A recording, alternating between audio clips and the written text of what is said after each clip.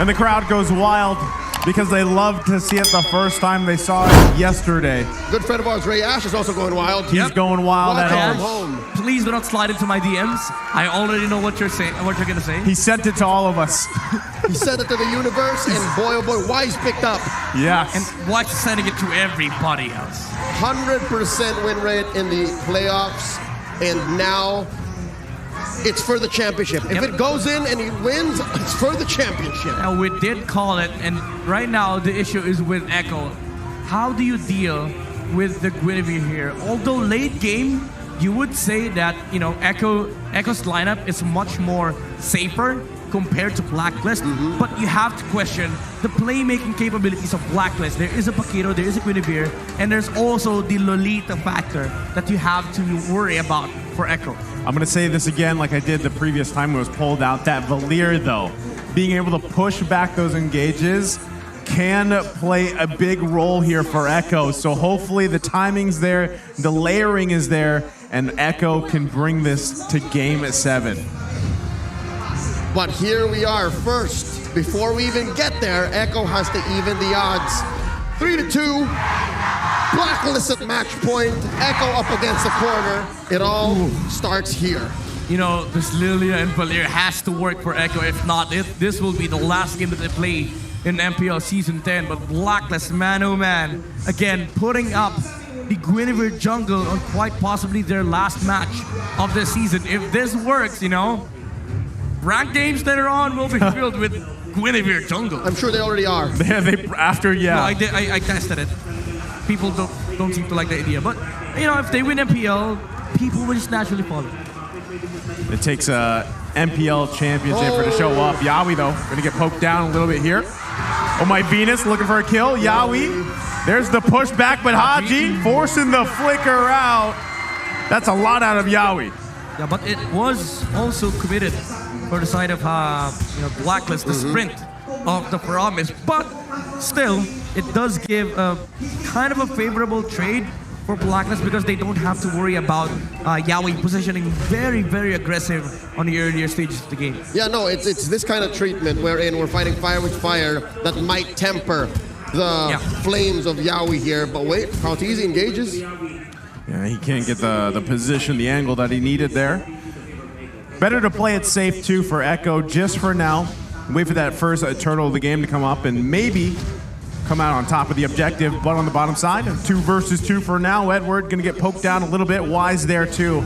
Turtle now spawns, but gets the knock-up. Sanford, though. Ooh, that's the Purify. Had to use the Purify. Didn't even commit the ultimate or divided Requiem for the Guinevere. Well, he's still holding on to the ultimate. They gotta make space here for this turtle as it does reset. Cautese with the knock-up. Oh, my Venus has to flicker out. Colt Alter to response. Pow! The Black Shoes able to dodge that Noon on blast. Going home. You talked about this earlier, Naisu, the factor of the Valier on these engagements. It's hard for Blacklist to actually engage even with the Colt Altar because of the amounts of slows and the positioning displacement done in by Yawi. Oh, great job here securing that first turtle of the game. Echo off to a good start. Again, we're going to see this. There's a lot of weight here on the lover boy Yawi's shoulders, right? This Valier could possibly gain him this W in this game, but still, they have a big thing ahead of them, and it's just the whole entirety of Blacklist International. As we saw them previously, where they are very good at timing the skills, timing the ultimates, layering, especially when Haji is playing the Faramis. That's something they have to keep in mind, but already you can see the power of Yawi on this Valier once again. No, it's really annoying. It's a displacement. It's the fact that you're not sure if you want to take the fight or maybe not, wait it out. And so far, it's led to Echo having a small lead and again, scoring that major objective, that turtle in the early. What kind of items are we looking at here, Midnight? What are they going? I think for Wise, you're gearing up for the Guardian's Helmet. Again, more HP, more sustain means more survivability in this fight, and also more damage around the neutral objectives. But the most important item that we can see in this game is the DH's timing of Benecuity. It has been delayed for quite a bit, because the Claude and Melissa matchup needs sort of a band-aid solution for the Claude. He needs physical defense to be able to sustain that lane and be able to farm up on the mid game. So that's why you're seeing a sort of a delay on the DHS pickup on Benny Cutie, but is about to get it in probably around 30 seconds. I mean, not just that, I think it also saves you from a possible knockout combo from Edward. Yeah. So at least that allows Benny to farm up a little more. So that means Echo should be patient, but not be shy to take a fight when it's ready, and not be shy to, again, lean in hard on these objectives as they did on the Turtle. Second Turtle probably is the best timing for Echo, because that is a time where Benny Cutie can fight, and he has either DHS or DHS to Skull and Staff. They also have, again, the triple loaded Purify, right? Which will help them. Second Turtle of the game is now up. Sanji taking the damage, has to use the black shoes, should be fine. Turtle's gonna reset though. Edward getting in position as he finds Yaoi out from the bush. Nuno Blast gonna land as well. Sanford though, popping the consecration, should be just fine. They're gonna whittle down Oh My Venus a little bit. Wise not able to land the knockup. And right now, Turtle's still being worked on here. Blacklist International with the numbers advantage. But Oh My Venus quite low here. Carl Teasy gonna go in. Wise gets Sanford. Blacklist International just like that, gaining an advantage. Edward. Goodness, this Paquito. Zoning him out. They're still going. They're still going. I love the Violent Requiem. Carl Teasy again quite low. Sanji from the backside. Can he help out the team? He's trying his best. Blooms. The heavy spin already came out. Edward trying to push Carl Teasy back. And that's going to be the Turtle going over to Blacklist International. Look at this. Blacklist is not stopping. Oheb, by the way, almost died on the top lane, but he was able to survive with the Inspire, hitting onto the Claw. So Benny Cutie was able to finish the job, but almost gets the kill onto Edward. Man, Blacklist International just playing on the edge there with their lives a little bit, but still, unfortunately for Echo, can't convert a kill out of it. Blacklist found that small window. We were talking about how Echo should maybe lean hard on into it, especially when Benny Cutie was ready, but I guess they read into the situation. Yo, Benny's still farming. Yeah. Benny's not ready. Let's go. Let's do it now. It's the right time to fight for Blacklist International, and it's making it hard. It's making it hard for Echo to fight back because there's a lot of sustain, and there's also a lot of mobility from the heroes of Blacklist. Just the Guinevere alone is annoying enough for Echo to deal with. You have to also think about Edward, Oheb, although Oheb hasn't participated yet, but also the Foramis on these fights.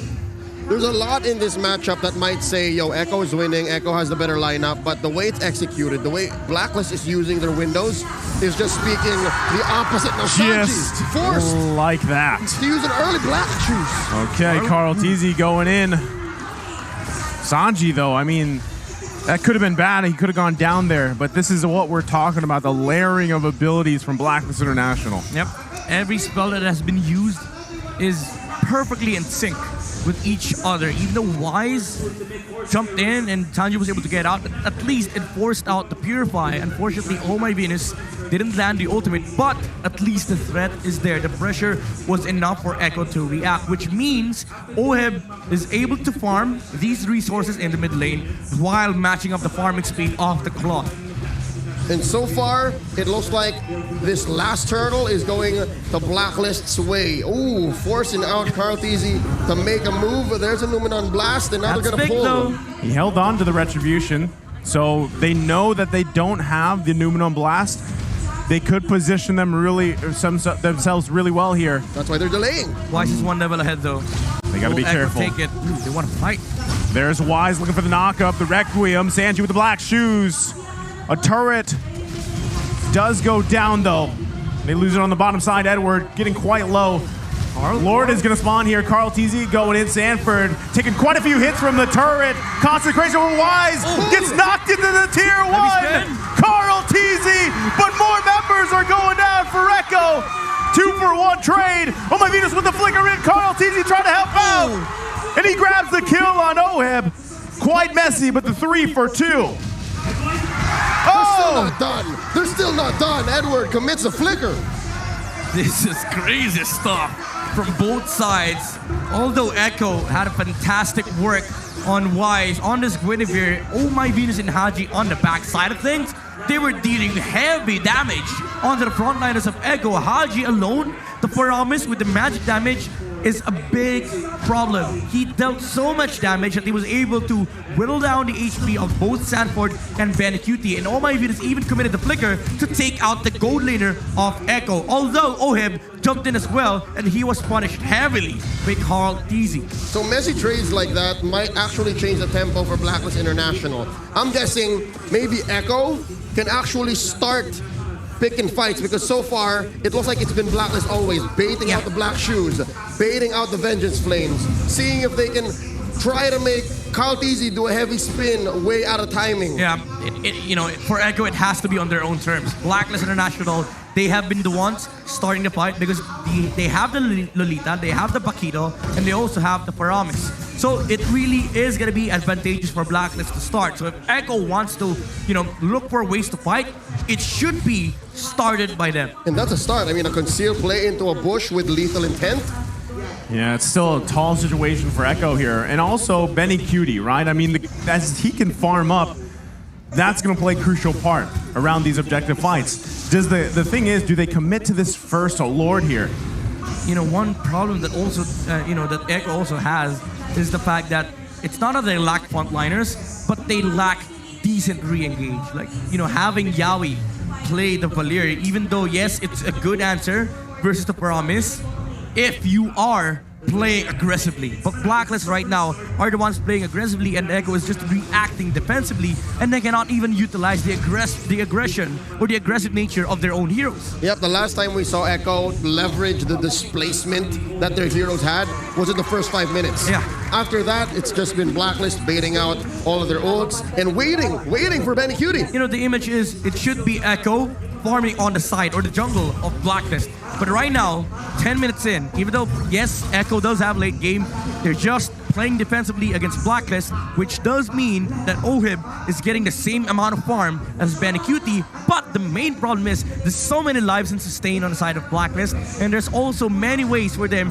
to engage into fights. The mobility is going to come into play here for Blacklist.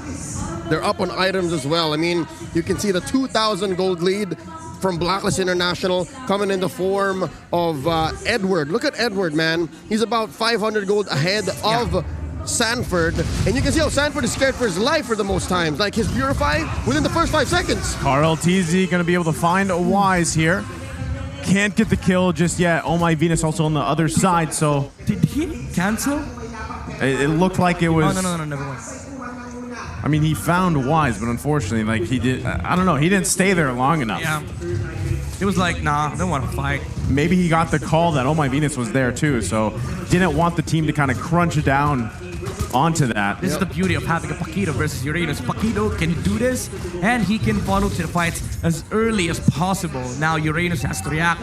You either, clear the wave, or you follow the Paquito all throughout the map. But this does put Blacklist into the advantage because they will always have a numbers advantage. Yeah, and that's why the lane defense from the side lanes is so much easier. That's why Echo can't afford to send more dudes. Ooh, look at the damage from Oheb. Oh.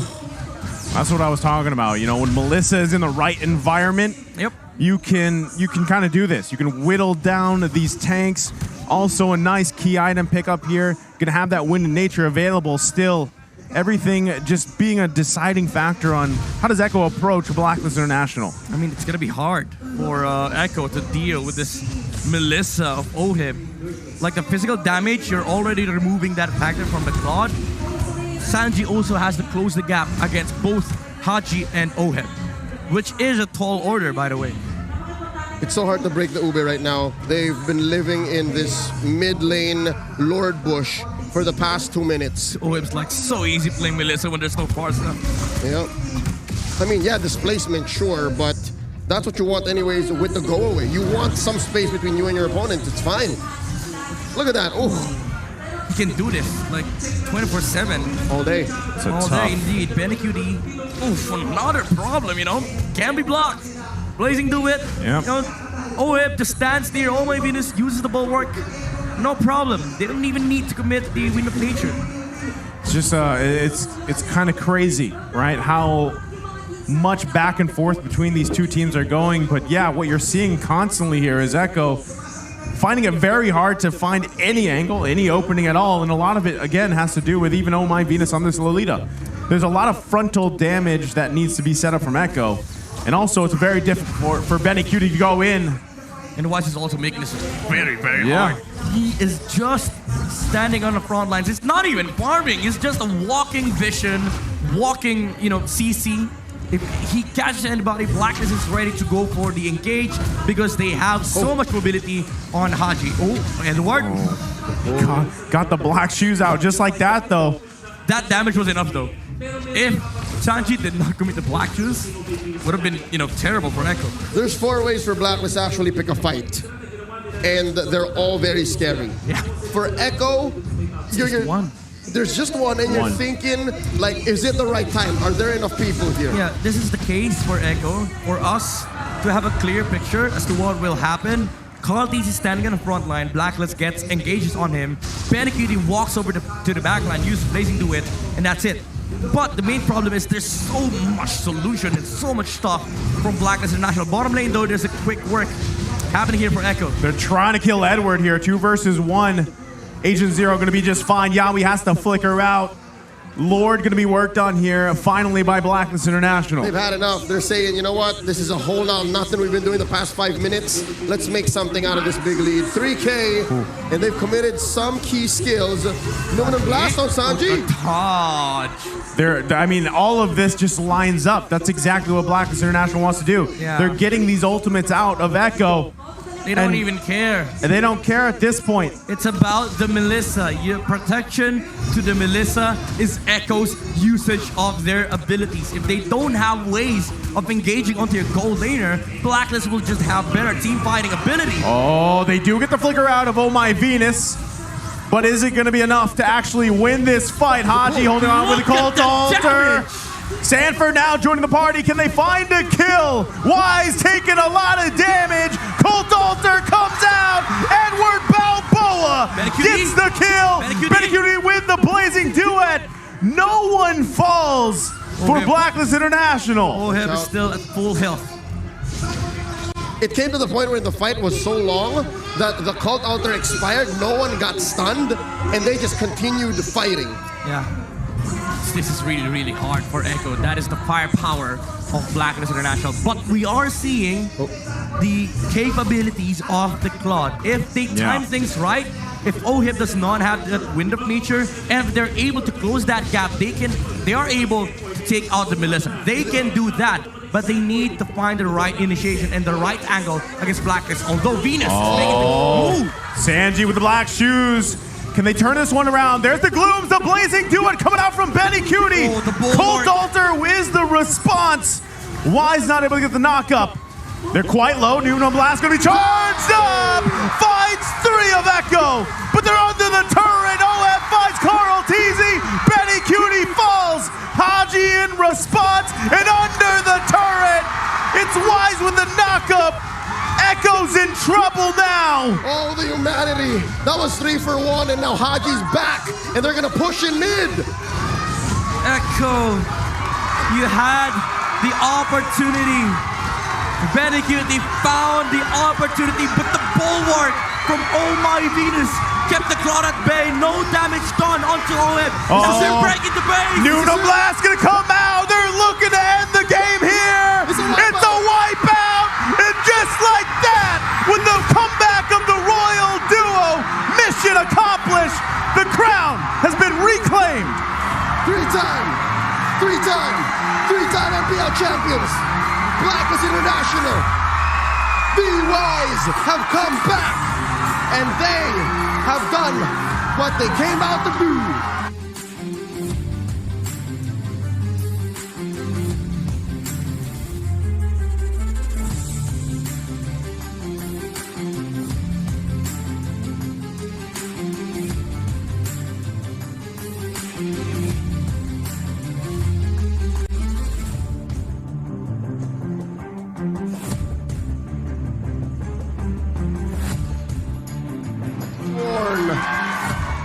That Echo still had it in to defend after 5-6 minutes of just back and forth.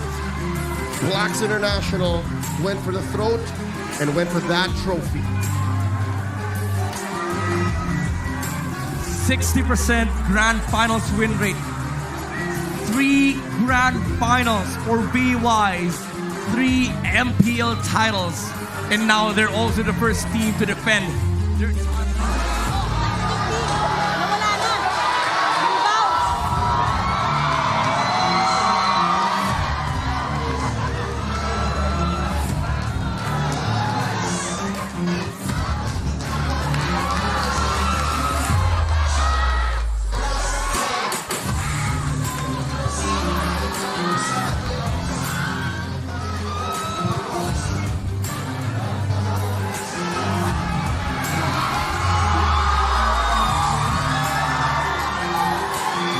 Ladies and gentlemen, let's welcome your MPL Philippines Season 10 champions, Blacklist International! May we call on Mr. Andre Luis Nava of Smart Communications to present the medals to our champion.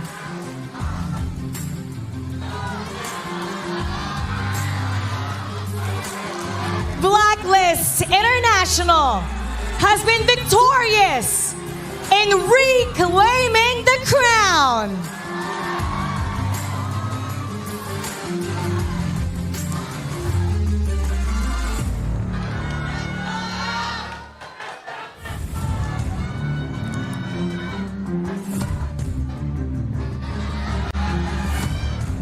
And now our players will be awarded with the medal.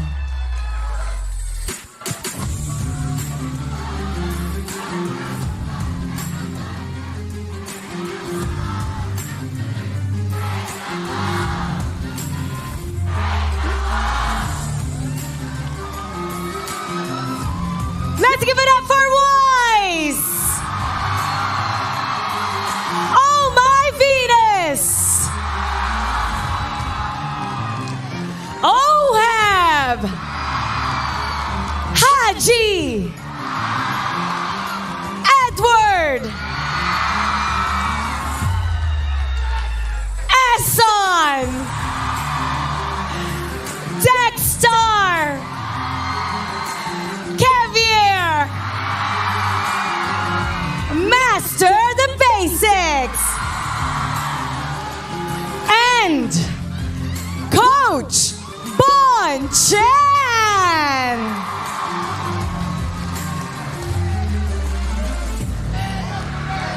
And now, it's time to announce our finals MVP! Who do you think it is? Congratulations to Edward!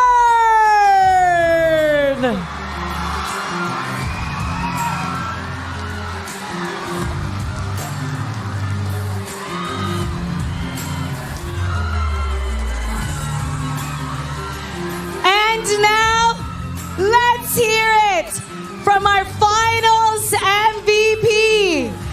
Edward, congratulations! Ano ang nararamdaman mo ngayon?